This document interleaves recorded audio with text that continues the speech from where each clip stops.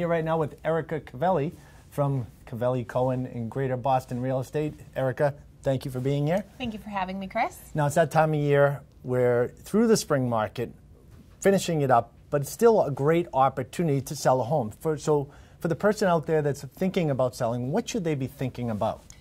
Well, Chris, they should be asking themselves a few things. There are three big deterrents that we know that buyers are not interested in. And the three of them that are pretty easily rectifiable are carpet, wallpaper, and smells.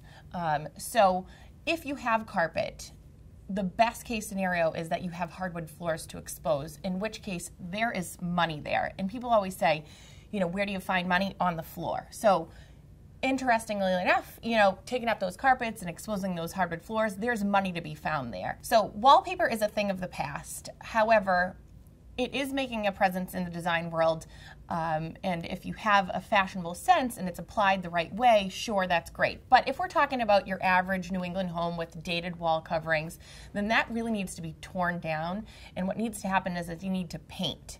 Now, if I segue into painting, what painting does for you too is it brightens the smell of your home. And smell is something that I think a lot of people don't think about. You have pets, you might have smoked in the home at one point, maybe you still smoke in the home.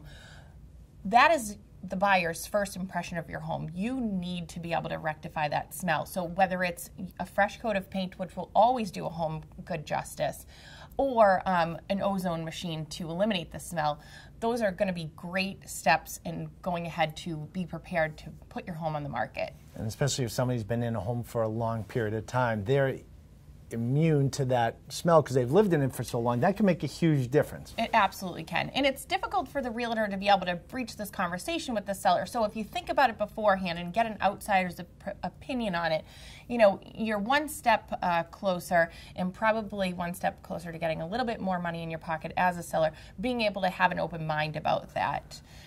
Because everyone's home has their own particular smell, but you know, we want to neutralize it as best we can, just as we want to neutralize the color palette and the flooring and all of that good stuff. Neutral is good. Neutral is the way to go. Yeah. Thank you, Erica. And if you're up in the North Shore market and would like to connect with Erica and her team directly, you can go to cavellicohen.com. And remember, we have more real estate tips right here on our page on boston.com.